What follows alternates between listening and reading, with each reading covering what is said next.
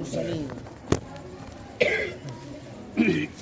أما بعد فأعوذ بالله من الشيطان الرجيم بسم الله الرحمن الرحيم إنما الحياة الدنيا لعب ولهو وزينة وتفاخر بينكم وتكاثر في الأموال والأولاد وقال الله تعالى في مقام آخر في پارا قد سمع اللہ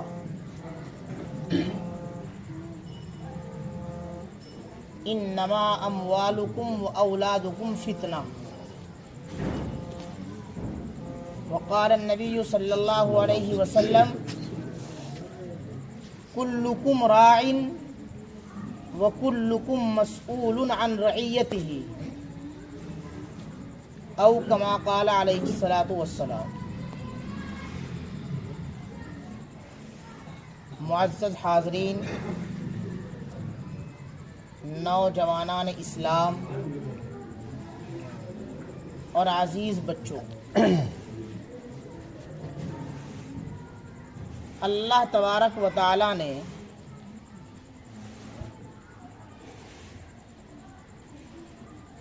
اہل اسلام کو سب سے بڑی نعمت تو یہ عطا کی کہ اپنے محبوب صلی اللہ علیہ وسلم کے امتی ہونے کا سرٹیفکیٹ دیا ہے۔ سب سے بڑی نعمت تو یہ ہے۔ اسلام کے بعد، ایمان کے بعد سب سے بڑی نعمت یہ ہے کہ اپنے محبوب صلی اللہ علیہ وسلم کے امتی ہونے کا شرف حاصل کرایا ہے۔ اور پھر اللہ تبارک و تعالیٰ نے انسان کو بے شمار نعمتوں سے نوازا ہے۔ خود قرآن پاک میں ربما کے پارے میں سورہ نحل میں اللہ تعالیٰ فرماتے ہیں وَإِن تَعُدُّوا نِعْمَتَ اللَّهِ لَا تُحْصُوهَا، کہ اے لوگو، اے زمین پر بسنے والوں، اگر تم اللہ کی نعمتوں کو شمار کرنا چاہو تو ہرگز اس کی نعمتوں کو تم شمار نہیں کر سکتے۔ اس قدر نعمتیں ہیں، اس کی اس قدر نعمتیں ہیں کہ اگر ہم ان کو شمار کرنے کی سوچیں بھی تو ہماری سوچ بھی کام نہیں کرے گی۔ جیسے میں ایک بہت موٹی سی مثال دیتا ہوں کہ اب سے تقریباً 9 سال قبل جب ہم دارالعلوم میں پڑھتے تھے تو ہمارا مشکات کا سال تھا، مشکات شریف۔ تو ہمارے استاد محترم تھے دارالعلوم دیوبند میں حضرت مولانا محمد احمد صاحب، وہ حکیم بھی تھے۔ تو مشکات شریف کا ایک باب ہے، اس باب کی ہیڈنگ یہی ہے کہ اگر تم اللہ کی نعمتوں کو شمار کرنا چاہو تو نہیں کر سکتے۔ تو اس میں بے شمار نعمتوں کا بیان ہے۔ اب چونکہ وہ حکیم بھی تھے عالم کے ساتھ ساتھ، تو انہوں نے ایک بہت موٹی بات کہی جو اس وقت ہمارے ذہن میں نہیں آئی۔ یعنی ہم نے سوچا کہ یہ جو کہہ رہے ہیں ٹھیک ہے، آپ استاد ہیں، ہم مان لیتے ہیں، لیکن ہمیں اس میں وہ بات نظر نہیں آ رہی جو آپ کہہ رہے ہیں۔ لیکن اب عمر آگے کو بڑھ رہی ہے، اس وقت جو ہے بھرپور جوانی تھی، 22-23 سال کی عمر تھی، اب 33-34 سال کی عمر ہے۔ اس وقت جو ہے بھاگنا دوڑنا لگا رہتا تھا، لیکن اس کے بعد پھر پڑھانے کا دور شروع ہوا، پھر اپنے اور کام کرنے کا دور اب چل رہا ہے، تو اب بھاگنا دوڑنا کم ہوتا ہے تو بیٹھنے کا کام زیادہ ہے۔ تو حضرت نے اس دور میں ایک بات کہی تھی کہ بچوں، یہ جو ہم استنجا کرتے ہیں، جس کو ہم عربی میں بیت الخلا، انگلش میں ٹوائلٹ کرنا، ہندی زبان میں پیشاب پاخانہ کرنا بولتے ہیں، تو حضرت نے فرمایا کہ یہ بھی اللہ کی نعمت ہے۔ کہ کتنی بڑی نعمت ہے کہ تم اندازہ نہیں کر سکتے۔ اور واقعتاً اللہ کی بہت بڑی نعمت ہے. بھائی جوانی میں تو کیا ہے، ابھی جو 15-20 سال کے ہیں ان کو بھی یہ بات سمجھ میں نہیں آ رہی ہوگی، کیونکہ بھاگنا دوڑنا ہے، نہ پیشاب کا پریشر نہ استنجا کا پریشر، بیٹھے آرام سے فری ہو گئے. لیکن جیسے جیسے انسان بیمار ہوتا ہے یا عمر کو بڑھتا ہے تو پھر پریشانیاں دشواریاں جو وہ محسوس کرتا ہے، جب اس کا پیٹ صاف نہیں ہوتا تب وہ یہ چاہتا ہے کہ سب دنیا کی چیزیں ایک طرف رہیں لیکن میرا پیٹ صاف ہو جائے. تو اب اندازہ کر لو کہ جب ایسی چیز بھی اللہ کی نعمت ہے تو پھر کیا ہمارے لیے ممکن ہے کہ ہم اللہ کی نعمتوں کو شمار کر پائیں؟ ہمارے لیے ممکن ہی نہیں ہے. تو اب میں یہ بیان کر رہا تھا کہ اللہ تبارک و تعالیٰ نے ایمان کے بعد سب سے بڑی نعمت تو ہمیں کون سی عطا کی؟ اپنے محبوب کا امتی ہونے کا شرف دیا. اب اس کے بعد اور بہت ساری نعمتیں ہیں، لیکن 2 نعمتوں کو ہم بہت خاص نظریے سے دیکھتے ہیں. جو 2 نعمتیں ہیں وہ ہمیں بڑی مرغوب ہیں، ان میں ہم اپنی دل لگی رکھتے ہیں. وہ 2 نعمتیں کون سی ہیں؟ نمبر 1 مال، اور نمبر 2 اولاد. بھائی ان 2 چیزوں کے علاوہ کسی اور کو کسی تیسری چیز سے زیادہ محبت ہے؟ مجھے بتاؤ کوئی ایسا ہے کہ جسے اپنی اولاد کی محبت نہ ہو یا جسے مال کی محبت نہ ہو؟ انہی 2 چیزوں کے پیچھے زندگی بسر ہو رہی ہے. بلکہ اولاد کی محبت غالب ہے. اولاد کی محبت میں ہی انسان حرام حلال جائز ناجائز سب کام کرنے میں لگا رہتا ہے، اور کوشش یہ رہتی ہے کہ کیسے بھی کر کے میں اپنی اولاد کو بلندی پر پہنچا دوں، اوج ثریا پر پہنچا دوں. لیکن کس اعتبار سے؟ مال کے اعتبار سے. دین کی فکر کرنے والے، علم دین کی نسبت سے فکر کرنے والے بہت کم ہیں. جو اس بات کی متمنی رہتے ہوں کہ ہاں ہم اپنی اولاد کو دینی تعلیم کے اعتبار سے بلندی پر پہنچائیں اور اس کی دنیا کی فکر نہ کر کے اس کی آخرت کی فکر کریں، ایسے افراد بہت کم ہیں. اکثریت وہی ہے جو اولاد کی محبت میں پھر مال کی محبت میں پڑ جاتی ہے، اولاد کی محبت کی وجہ سے. لیکن یہ مال اور اولاد یہ کیا ہے؟ یہ اللہ نے کیوں دی ہیں؟ اللہ نے ان کے دینے کا مقصد خود قرآن پاک میں بیان فرما دیا. قرآن میں اللہ فرماتا ہے انما اموالکم و اولادکم فتنہ. ایک تو فتنہ یہ ہوتا ہے جو ہم دیہاتی زبان میں کہتے ہیں کہ بھئی یہ بڑا فتنہ کرنے والا آدمی ہے، یعنی بڑا فساد اور دنگے کرنے والا آدمی ہے. لیکن فتنہ جو ہے یہ اصل عربی کا لفظ ہے اور اس کے معنی آتے ہیں آزمائش. میں نہیں کہہ رہا ہوں، مفسرین نے اس کے معنی آزمائش کے لکھے ہیں. جو آپ ماشاءاللہ آپ میں یہاں حافظ اور عالم ہیں جنہوں نے پڑھی ہے تفسیر، ان کو پتہ ہے کہ فتنہ کے معنی آزمائش کے آتے ہیں. تو اللہ تبارک و تعالیٰ نے کھلے طور پر قرآن پاک میں ارشاد فرما دیا انما اموالکم و اولادکم فتنہ. اے لوگو کان کھول کر سن لو، تمہارا مال اور تمہاری اولاد فتنہ، یہ تمہارے لیے آزمائش. یعنی ہم نے 2 چیزیں جو تمہیں عطا کی ہیں تمہیں آزمانے کے لیے دی ہیں. صرف ایسے ہی نہیں دے دی، بلکہ ان دونوں چیزوں کو دینے کے پیچھے تمہیں آزمانا مقصد ہے. اور ہم اور آپ تو کہاں، اللہ رب العزت نے اپنے انبیاء کو آزمایا انہی چیزوں کے ذریعے سے، مال اور اولاد کے ذریعے سے. آپ نے دیکھا ہے اور آپ ہر سال ایک عمل انجام دیتے ہیں اور آپ نے اس عمل کا پس منظر سنا بھی ہوگا اپنے علماء سے، وہ بھی ایک آزمائشی تھی جس کو ہم ہر سال عید الاضحیٰ کے طور پر مناتے ہیں. تو یہ عید الاضحیٰ کی جو ہمیں خوشی اور نعمت ملی ہے یہ کہاں سے ملی؟ اس کا پس منظر کیا ہے؟ اس کا پس منظر آزمائشی ہے. مختصراً جب اس کا ذکر آ گیا تو بیان کر دیتا ہوں تاکہ آپ کی سمجھ میں آ جائے. حضرت ابراہیم علیہ السلام جب 80-90 سال کی عمر کو پہنچ گئے تب اللہ تبارک و تعالیٰ نے اولاد عطا کی. دو بیٹے دیے، ایک حضرت اسحاق علیہ السلام دیے اور دوسرے حضرت اسماعیل علیہ السلام عطا کیے۔ جب حضرت اسماعیل علیہ السلام کو اللہ نے پیدا کیا تو حضرت ابراہیم علیہ السلام کی آزمائش کا دور شروع ہو گیا۔ سب سے پہلی آزمائش تو کیا کہ 90 سال کی عمر میں بیٹا عطا کیا اور حکم کر دیا کہ ماں اور بیٹے دونوں کو ایک وادی میں سنسان جنگل میں چھوڑاؤ۔ تو 90 سال کی عمر میں اولاد عطا کی اور وہیں سے آزمائش کا دور شروع ہو گیا کہ بیٹا تو ہم نے تمہیں دے دیا، لیکن اب اپنی کمر کو مضبوط کر لو، اب ذرا آپ کو آزمائش کے دور سے بھی گزرنا پڑے گا۔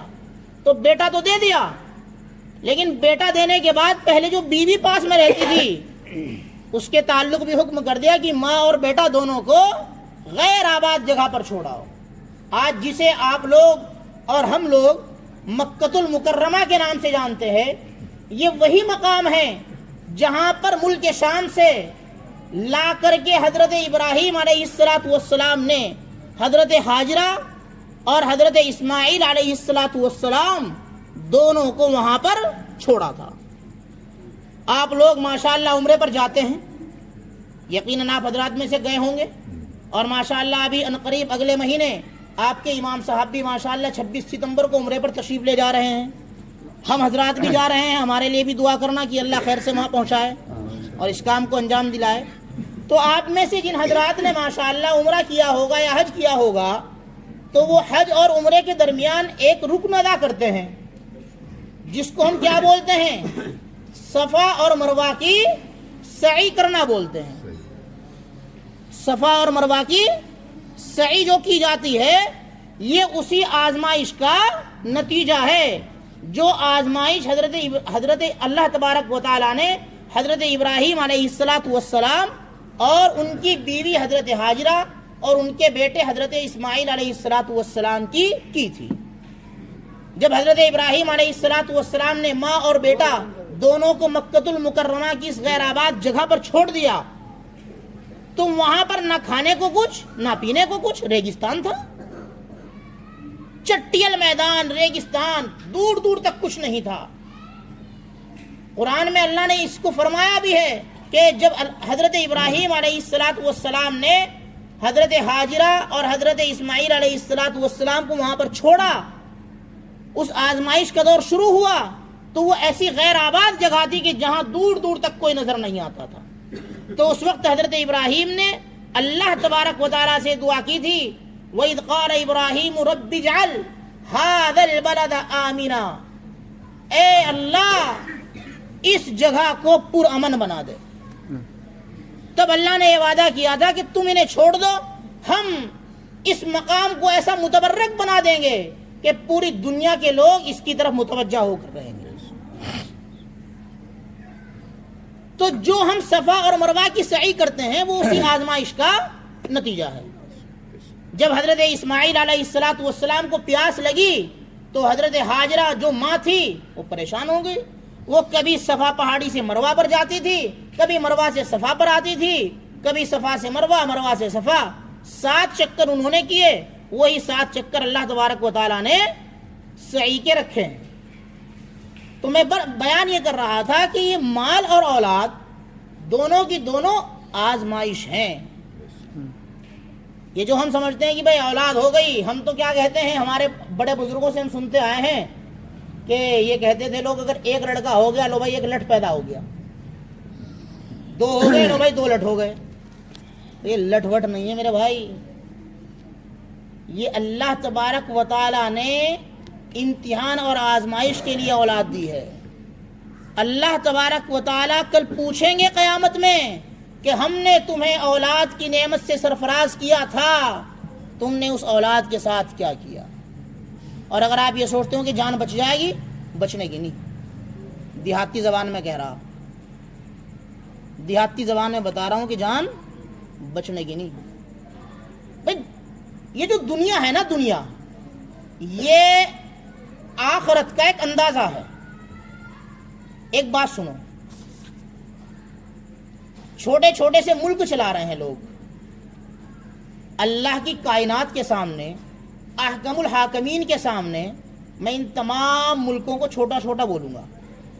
یہ چھوٹے چھوٹے ملک چلاتے ہیں لوگ، تو مجھے بتاؤ یہ بغیر قانون کے چل جاتے ہیں؟ بغیر ذمہ دار کے چل جاتے ہیں؟ بتاؤ، نہیں نہ چلتے۔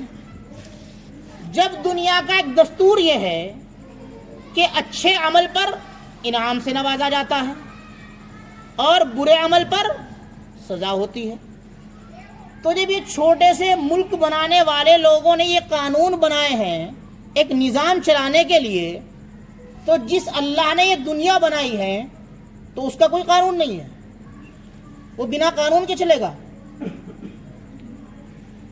اگر وہ بنا قانون کے چلتا تو یہ دنیا کبھی کی دھرم برم ہو جاتی، کبھی کی دھرم برم ہو جاتی۔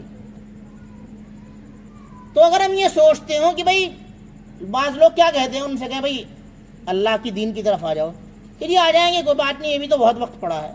اور پھر اگر انہیں مرنے کے بعد کی تھوڑا سمجھائیں کہ بھئی اللہ تبارک و تعالیٰ کل میدان محشر بھی قائم کرے گا، تو اس پہ جواب یہ رہتا ہے کہ جی دیکھا جائے گا مرنے کے بعد۔ تو بھائی مرنے کے بعد کوئی کیا دیکھ لے گا؟ یہاں برائی کر کے جیل میں چلا جاؤ تو مجھے بتاؤ جیل میں جانے کے بعد کوئی کیا دیکھ لے گا؟ تو یہ جو اولاد ہے اور مال ہے یہ آزمائش ہے۔ اب آزمائش کیا ہے؟ آزمائش یہ ہے، اللہ کہتا ہے کہ ہم نے تمہیں مال اور اولاد اس لیے دیے ہیں تاکہ تم ان کو ہماری راہ میں خرچ کرو، ہماری راہ میں لگاؤ۔ تو کہنے کا لب لباب یہ ہے کہ آج کل جو حالات چل رہے ہیں یہ حالات ہمارے لیے بہت بڑی آزمائش ہیں، یہ وقت بہت بڑی آزمائش کا ہے۔ آج کل ارتداد اپنے شباب پر ہے۔ یہ تو ہم جن خطوں میں بیٹھے ہیں یہ خطے بہت پرامن ہیں، اللہ تبارک و تعالی ہمارے اکابرین کو جزائے خیر عطا فرمائے کہ انہوں نے ان علاقوں میں بڑی محنت کی اور یہاں پر ایک دین کا چشمہ ہمیں نظر آتا ہے۔ لیکن ان علاقوں کا اگر آپ جائزہ لیں کہ جہاں دین بہت کم مقدار میں ہے، وہاں پر وہ کہنے کو مسلمان ہیں لیکن ان کے صرف نام مسلمان کے ہیں، انہیں کلمہ تک نہیں آتا، انہیں دین کے بنیادی ارکان کا نہیں پتا ہے۔ لیکن جو حالات چل رہے ہیں تو وہ وقت دور نہیں کہ جب وہ حالات ہمیں بھی اپنے لپیٹے میں لے لیں۔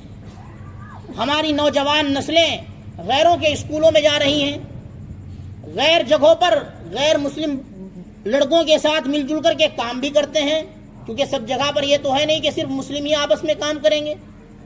لیکن ضرورت اس چیز کی ہے کہ وہ رہیں کہیں، وہ کرے کچھ بھی، لیکن ہم انہیں دین کی لائن سے وابستہ رکھیں۔ یہ ہر ماں باپ کی ذمہ داری ہے۔ اگر آج آپ انہیں ایسے ہی آزاد چھوڑ دو گے، اگر آج آپ انہیں بار بار دین اسلام کی تلقین نہیں کرو گے، اگر آپ انہیں اللہ اور اس کے رسول کی ہدایت کی طرف لانے کی کوشش نہیں کرو گے، تو کل قیامت کے اندر ہر ایک ماں باپ سے سوال کیا جائے گا۔ اللہ کے رسول صلی اللہ علیہ وسلم کا ارشاد ہے، کلکم راعٍ وکلکم مسئول عن رعیتہ، تم میں سے ہر ایک نگراں ہیں اور ہر نگراں سے کل قیامت میں اس کے ماتحت لوگوں کے بارے میں سوال کیا جائے گا کہ ہم نے تمہیں اس کی ذمہ داری دی تھی، تم نے اس کی ذمہ داری میں کیا کیا، تم نے اس کے لیے کیا فکر کی، تم نے اس کی آخرت کی بنانے کی کیا تیاری کی۔ اس وقت تو سوچو کہ ہمارے پاس کیا جواب ہوگا۔ دیکھو دنیا اولاد کے لیے کتنی بھی اکٹھی کر لو، کتنی بھی اکٹھی کر لو، دنیا کوئی فائدہ پہنچانے والی چیز نہیں ہے۔ اللہ رب العزت کے رسول کا فرمان ہے کہ اذا مات الانسان، جب انسان مر جاتا ہے اس کے تمام اعمال ختم ہو جاتے ہیں۔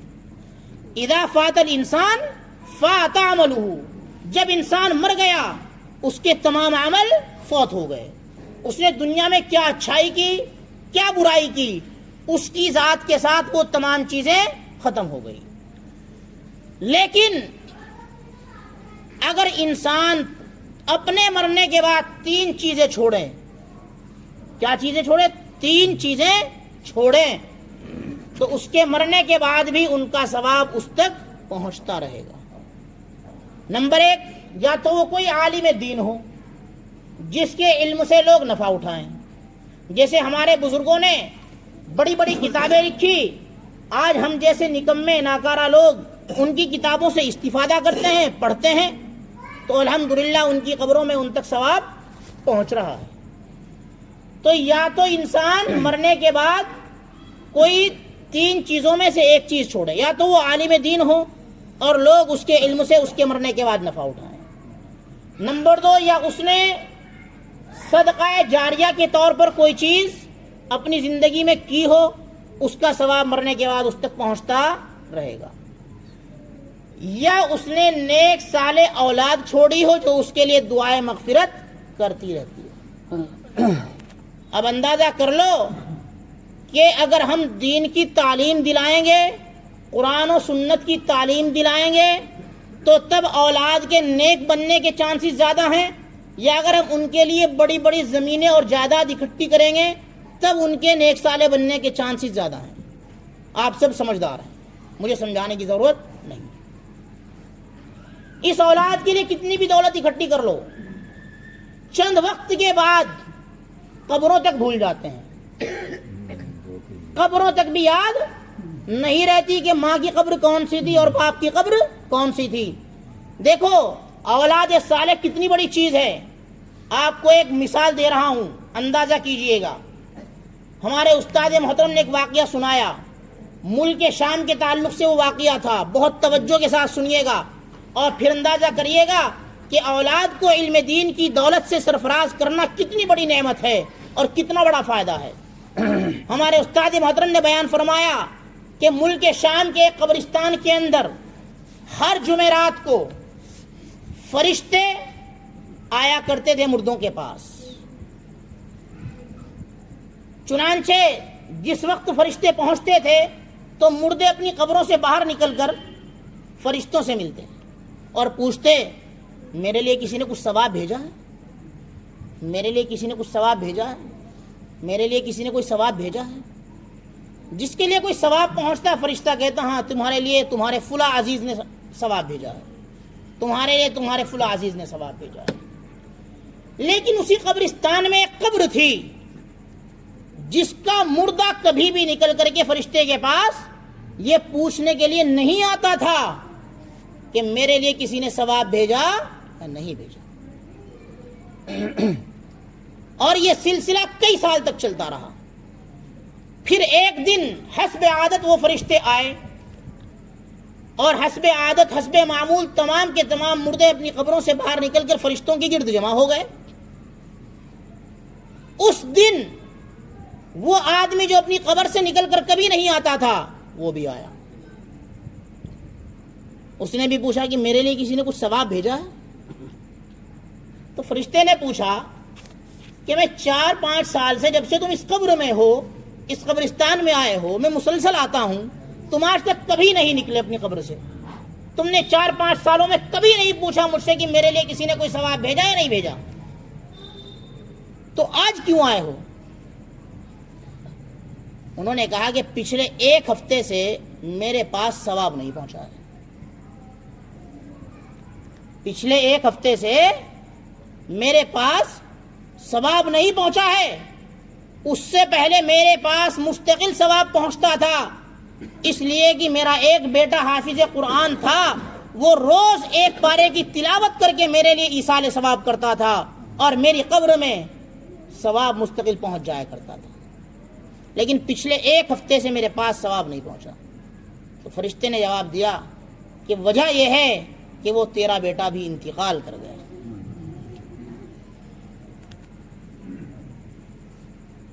تو میرے عزیزو، اگر اپنی آخرت کو سنوارنا ہے، اپنی بھی اور اپنے بچوں کی بھی، تو ان کی دنیاوی زندگی سے زیادہ فکر ان کی آخرت کی کرنی ہے. ان کی آخرت کو سنوارنے کی کوشش کرنی ہے. یہ ہمارے چھوٹے چھوٹے بچے ہیں، ابھی ہم ان کے دلوں پر جو چیز نقش کرنا چاہیں گے وہ ان کے دلوں پر نقش ہو جائے گی. جیسی ہم ان کی تربیت کرنا چاہیں گے ویسی ان کی تربیت ہو جائے گی. لیکن ان کی تربیت سے پہلے ضروری ہے کہ ہم اپنی تربیت کریں. ہمارا مزاج ہے کہ ہم گھروں کے اندر گالی گلوچ کا ماحول رکھتے ہیں، ہم گھروں کے اندر بدتمیزی کا ماحول رکھتے ہیں، گھروں کے اندر بے حیائی کا ماحول رکھتے ہیں، تو اگر ہمارا خود کا یہ مزاج ہے تو ہم بچوں کی تربیت کہاں سے کر لیں گے؟ آج پچھلے 1.5-2 سال سے آپ ایک واقعہ سنتے ہوئے آ رہے ہیں، اور 12 اب سب کے ہاتھ میں موبائل کی لعنت ہے. میں اس کو لعنت کہتا ہوں کیونکہ یہ نعمت کم اور لعنت زیادہ ہے. اس میں اچھائی کے کام کم ہو رہے ہیں اور برائی کے کام زیادہ ہو رہے ہیں، اور ارتداد کی مین وجہ آج کے دور میں یہ بن رہا ہے. ہمارے نوجوان نسل ہو، بوڑھے آدمی ہو، بہنیں ہوں، مائیں ہوں، بچیاں ہوں، سب کے ہاتھ میں یہ لعنت ہے. اس وقت سب کے ہاتھ میں یہ لعنت پڑی ہوئی ہے. تو اسی پر تم پچھلے 1.5-2 سال سے ایک چیز دیکھ رہے ہو بارہا، اور لوگوں کی زبانی سن رہے ہو کہ پچھلے 1.5 سال سے اسرائیل اور فلسطین کے اندر جنگ چل رہی ہے. فلسطین کے اندر یہ جو بیت المقدس ہے، جو قبلہ اول تھا، اس کے اوپر یہ اب کی جنگ نہیں ہے، یہ ہزاروں سال سے چلی آ رہی ہے. تقریباً 1300-1350 سال سے یہ جنگ چلی آ رہی ہے. کیونکہ بیت المقدس کو عیسائی بھی اپنا مقدس مقام سمجھتے ہیں، اہل اسلام کے لیے وہ مقدس مقام ہے ہی. کیوں؟ اس لیے کہ جب سرکار دو عالم محمد عربی صلی اللہ علیہ وسلم نے معراج کا سفر کیا تو اللہ کے رسول نے اس وقت تمام انبیاء کی امامت بیت المقدس کے اندر فرمائی تھی. وہیں سے آپ پھر براق پر سوار ہوئے تھے اور شب معراج کا آپ نے سفر کیا تھا. تو اسلام کا مقدس مقام وہ ہے ہی، لیکن اس کو عیسائی بھی اپنا مقدس مقام سمجھتے ہیں، یہودی بھی اپنا مقدس مقام سمجھتے ہیں. تو اس پر یہ جنگ کا سلسلہ ہزاروں سال سے چلا آ رہا ہے. حضرت عمر فاروق رضی اللہ تعالیٰ عنہ کے دور میں جنگ چلی. حضرت عمر فاروق کے زمانے میں بیت المقدس مسلمانوں نے فتح کیا، پھر اس پر عیسائیوں کا قبضہ ہو گیا. پھر سلطان صلاح الدین ایوبی رحمۃ اللہ علیہ نے عیسائیوں کے ساتھ جب جنگ کی اور اس بیت المقدس کو فتح کر لیا. بیت المقدس کو فتح کرنے کے بعد عیسائیوں کو وہاں سے نکال دیا. پھر اس کے بعد حضرت صلاح الدین ایوبی رحمۃ اللہ علیہ وفات پا گئے، انتقال ہو گئے. ان کے انتقال کے بعد پھر عیسائیوں نے جنگ لڑی. پھر جنگ لڑنے کے بعد عیسائیوں نے پھر بیت المقدس پر اپنا قبضہ کر لیا. تو اس وقت جب دوبارہ عیسائیوں نے بیت المقدس پر قبضہ کیا تو صلیبی کمانڈر نے، عیسائی کمانڈر نے سلطان صلاح الدین ایوبی رحمۃ اللہ علیہ کی قبر پر لات مار کے کہا کہ کہاں ہے اب تو، کہاں ہے اب تو، نکل قبر سے باہر، کر اس پر قبضہ. اور پھر اس نے حضرت صلاح الدین ایوبی رحمۃ اللہ علیہ کی قبر پر وہ جملہ دہرایا جو جملہ صلیبی کمانڈر نے اس وقت دہرایا تھا جب حضرت صلاح الدین ایوبی رحمۃ اللہ علیہ نے بیت المقدس کو فتح کرتے وقت ایک کمانڈر کو اپنے قبضے میں لے لیا، اس کو بندی بنا لیا. تو تب اس نے سلطان صلاح الدین ایوبی رحمۃ اللہ علیہ سے یہ کہا، اے ایوب سن لے ایک چیز کو، آج تو ہمیں بندی بنا لے، غلام بنا لے، کچھ بھی کر لے، لیکن ہم تمہارے آنے والے نسلوں کو اس لائق نہیں چھوڑیں گے کہ پھر کوئی ماں کسی صلاح الدین ایوبی کو جنم دے سکے. تو اس وقت وہ کمانڈر نے قبر پر لات مار کے کہا کہ نکل باہر، کر قبضہ، اب تیری نسل میں کوئی ایسا نہیں جو اس پر قبضہ کر سکے. تو میرے عزیزوں، اس کمانڈر کا یہ جملہ ہمیں اپنی ذہنوں میں بیٹھا لینا چاہیے، اور ہمیں انشاءاللہ یہ نیت کرنی چاہیے کہ ہم اپنی اولادوں کو اس قابل بنائیں گے، اپنی مؤنث اولاد کو بھی، مذکر اولاد کو بھی، کہ ہمارا ہر ایک بچہ صلاح الدین ایوبی بنے، اس کا ایمان صلاح الدین ایوبی کے جیسا ہو، اس کا ایمان صحابہ کے جیسا ہو، تاکہ اس کی بھی آخرت کامیاب ہو اور ہماری بھی آخرت کامیاب رہے. اب یہ کامیاب کیسے ہوگی؟ دنیاوی دولت اکٹھا کرنے سے تو ہو نہیں سکتی. تو اس کے کامیاب کرنے کا راز کیا ہے؟